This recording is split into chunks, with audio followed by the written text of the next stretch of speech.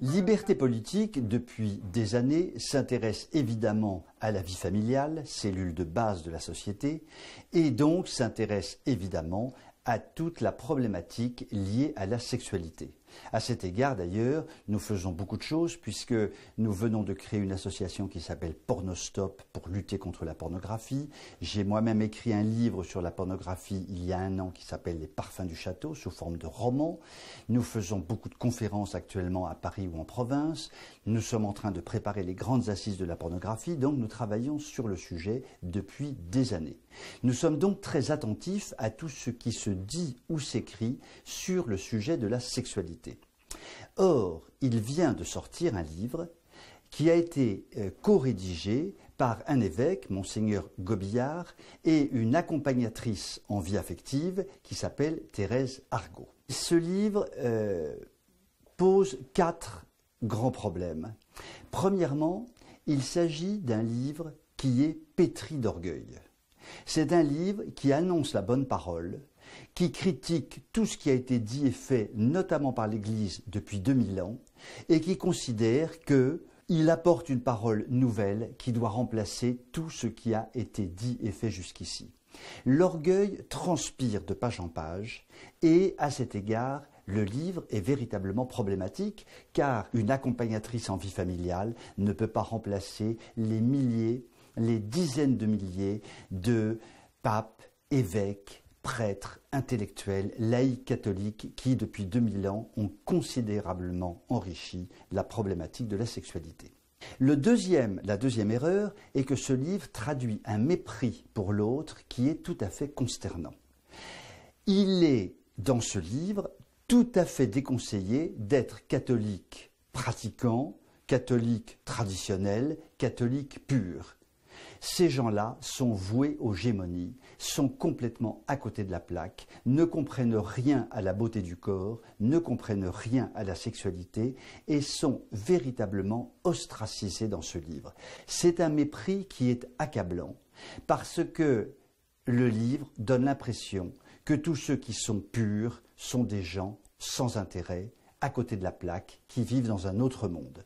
Or, je suis désolé, mais depuis 2000 ans, les extraordinaires saints, saintes, catholiques laïcs, prêtres, tous ces âmes, tous ces esprits, tous ces corps, tous ces cœurs purs ont un poids extraordinaire dans le monde et les jeter aux orties de cette façon est tout simplement insupportable. La troisième erreur que je voudrais souligner et qui me semble importante, c'est que malheureusement, ce livre tombe régulièrement au fil des pages dans l'obscénité. Le langage qui est employé est épouvantablement cru dans certaines pages. Il est terriblement descriptif, il est terriblement grossier, il est terriblement vulgaire. Or, nous savons tous que les belles pensées sont en général soutenues par un beau langage, par un beau discours, par des beaux écrits. Et sur ce sujet, il est clair que le livre nous tire vers le bas, alors que la sexualité doit être tirée vers le haut. Elle est fondamentale dans la vie humaine, elle est fondamentale dans la création et elle demande véritablement autre chose que des mots aussi grossiers. Et la dernière erreur que je voudrais signaler, c'est que c'est un livre de confusion. À force de ne pas vouloir clairement dire qu'il y a un bien, qu'il y a un mal, qu'il y a une morale, que la sexualité évidemment est liée à la morale, qu'il ne peut y avoir d'annonce de la sexualité sans un cercle moral qui entoure évidemment cette sexualité, pour l'enrichir d'ailleurs. À force de vouloir évacuer intégralement, on peut dire, dans ce livre, ce problème, un peu moins du côté de Monseigneur Gobillard, totalement du côté de Thérèse Argot, nous en arrivons à un livre finalement totalement confus, où l'on en ressort en ne sachant absolument pas si ce que l'on fait en termes de sexualité est vraiment bien, vraiment mal, vraiment à condamner. Voilà, nous sommes dans le relativisme absolu, c'est la confusion de la pensée la plus complète. C'est donc un livre qui est, me semble-t-il, extrêmement dangereux. Pour conclure, je voudrais dire avec beaucoup d'humilité quelque chose qui me semble important. La pureté est quelque chose que l'Église a voulu développer depuis 20 siècles. C'est un chemin qui concerne tout le monde.